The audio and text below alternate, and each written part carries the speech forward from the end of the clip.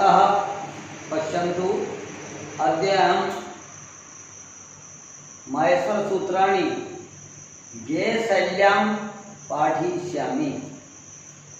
अतः सर्वे, अब मैं हिंदी में बोल करके आपको बता रहा हूँ कि मैं गेय शैली में कि माहेश्वर सूत्रों को कैसे याद किया जाए। तो मैं आपको आपकी सुविधा के अनुसार, तो जिन जिन भी क्लासों में ये माहेश्वर सूत्र हैं वो याद करने के लिए इस गाने की शैली में इनको याद करें। तो लीजिए, ये कक्षा 8 में जो है विस्तृत रूप, उसको मैं आपको आगे पाठ के माध्यम से समझाऊंगा। लीजिए, माहेश्वर सूत्र सभी मेरे साथ गाएंगे। अयूण रील ऋक ए ओम अयौ हया वरट लण यम गणनम जब गण दस जब गण दस ख फ छ ठ थ चट तौ कपय शस सर हल वदन्तु माहेश्वर सूत्राणि। पुनः बोलेंगे, अयूण रील ऋक ए ओम अयौ हया वरट लण यम गणनम जब गण दस जब गण दस ख फ छ ठ थ चट तौ कपय सस सर हल लेते खाल वदन्तु माहेश्वर सूत्राणि। अयूण रील ऋक ए ओम अयौ, सभी बोले, अयूण रील ऋक ए ओम अयौ हया वरट लण यम गणनम जब गण दस जब गण दस ख फ छ ठ थ चट तौ कपय सस सर हल वदन्तु माहेश्वर सूत्राणि। प्यारे बच्चों, ये माहेश्वर सूत्र इसलिए कहे जाते हैं क्योंकि पाणिनि महाराज ने 12 साल तक कठिन तपस्या करने के बाद इन सूत्रों को प्राप्त किया था। भगवान शंकर ने तांडव नृत्य किया और इस प्रकार से 14 बार डमरू को बजाया। तो इसमें पहली बार जब डमरू बजाया उस समय जो आवाज आई डमरू की कि अयूण, फिर दोबारा बजाया रील ऋक एवं अयौ हयवरट लण यम गणनम जबय घड़दस जब घड़दस खपचट चढ़ता कपया सत्सर हल। इस प्रकार से ये तो तपस्या से सभी बच्चों को मैं बताता हूँ कि रोजाना हम थोड़ा बहुत भगवान का भजन जरूर करें। तो तपस्या से क्या होता है कि हमारी बुद्धि परिष्कृत होती है। हमारा जो ये यहाँ दिमाग होता है वो एकदम तपस्या से परिष्कृत होता है, याद करने की शैली। फिर हमारा आहार जो है वो भी सात्विक रहना चाहिए, अच्छा आहार रहना चाहिए। हमें किसी प्रकार का गंदा पेय पदार्थ नहीं पीना चाहिए, गंदा खाना नहीं खाना चाहिए, हमें अच्छा ही खाना चाहिए। और इस प्रकार से तो मैं आपको बताने जा रहा हूँ।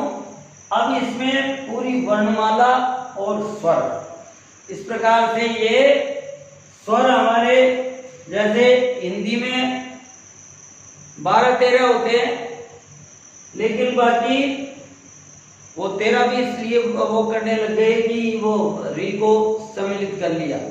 लेकिन कई जगह इन्होंने री को हटा भी दिया, तो इसलिए 12 स्वर मानते हैं वो लोग। लेकिन अपने यहाँ री भी स्वरों में होती है और री भी स्वरों में होती है। तो पहला स्वर है अचय स्वरः। अच प्रत्याहार के जो प्रत्याहार, जैसा कि आपको पिछली कक्षा में बताया हुआ है, ऐसे लेके और ये च चैतक। ये हलंत जो वर्ण है इनको नहीं गिना जाता। तो यहां से देखो ए ई उ री री ए ओ ऐ औ, ये स्वर वर्ण कहलाते हैं। तो अचय स्वराहा, तो इस प्रकार से अचों को स्वर कहते हैं। और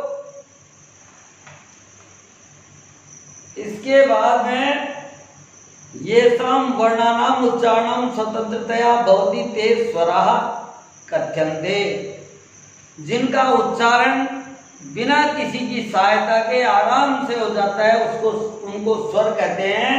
स्वयं राजते ती स्वराः।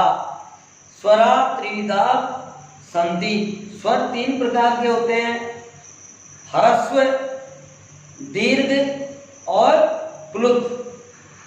एते एक मात्रा कालेन उच्चार्यमाणाः ए ई उ री और री, ये 5 एक मात्रा के स्वर कहलाते हैं, इसलिए इनको ह्रस्व स्वर कहते हैं।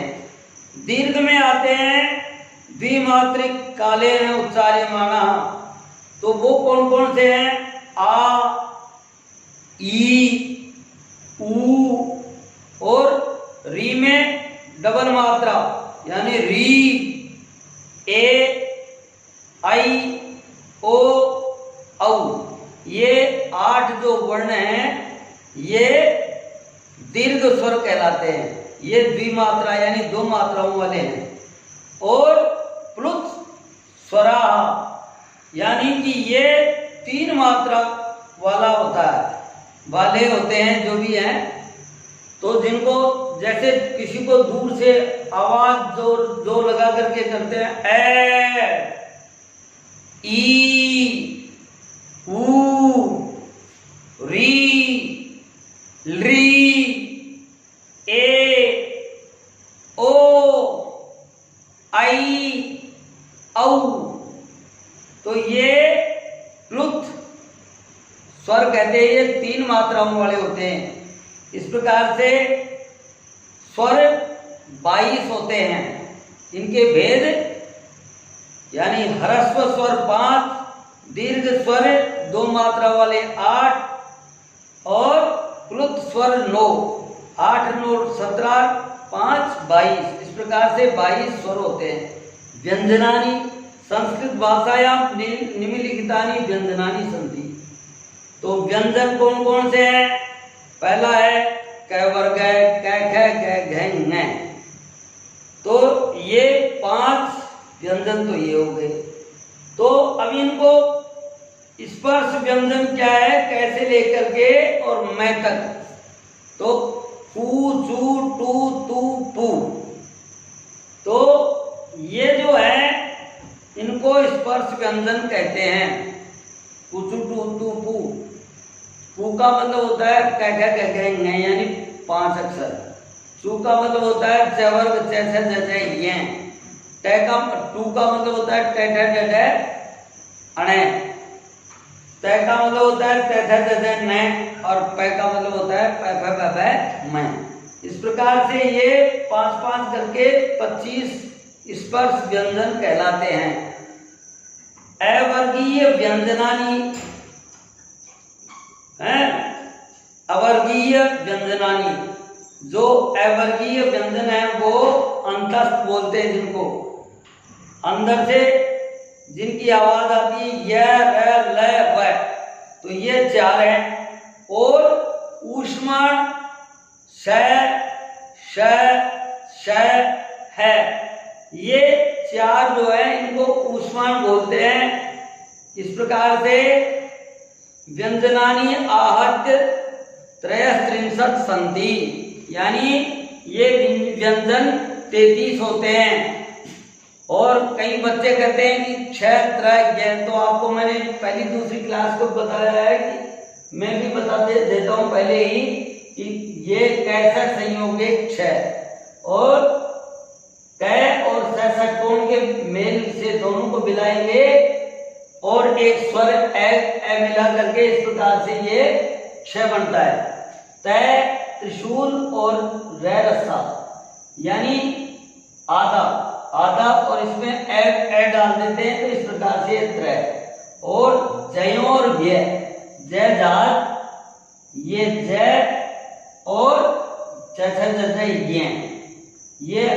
ये हलन और ए बीच में, तो ये जय हो गया। इस प्रकार से ये हो गए स्मरणीय। तो इस प्रकार से ये आपको बता दिया। अब वर्गाणाम उच्चारणानाम वर्णानाम उच्चारण स्थानानि।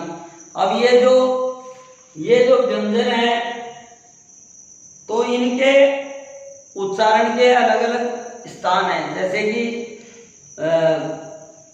लघु सिद्धांत कौमुदी में बताया कि ऐकु है विसर्जनीय नाम कंठ है, इचु यसानाम तारु, ऋतु रसानाम मूर्धा, ऋतु रसानाम दंता। तो इस प्रकार से देखो इनके उच्चारण के स्थान भी हैं। तो इनको कंठ से बोला जाता है, ये गले से बोले जाते हैं। और ए और आ, ये दो स्वर और ये 5 व्यंजन और एक है। तो यानी इनको स्थान कंठ से बोला जाता है, इसलिए इनको कंठ वर्ण बोलते हैं। तालु ई और च और स और ये तालव्य वर्ण कहलाते हैं। मूर्धा री और री, यानी छोटी री और बड़ी री, डबल मात्रा वाली री। ये और र और षटकोण जिसको बोलते हैं, जिसको उस षटकोण को मूर्धन्य सकार बोलते हैं। और सलेट जिसको बोलते हैं वो दंती सकार है। और ये सड़गम जिसको बोलते हैं वो तालव्य सकार है। यानी ये तो ई सड़गम और ये तालव्य सकार है। और री र और श ये मूर्धन्य सकार है। री और न और ल और स ये दंत्य वर्ण है, इनको दांतों से बोला जाता है, दांतों की बिना सहायता ये नहीं बोले जाते। तो उ और उ, प फ ब भ म ये ओष्ठ वर्ण है।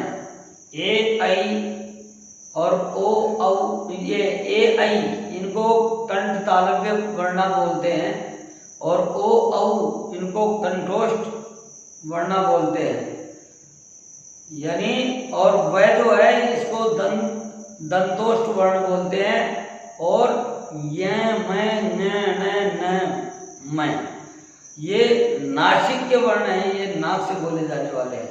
इस प्रकार से आज आपको ये तीसरा पाठ पढ़ाया जाता है। इस प्रकार से याद करके लाना।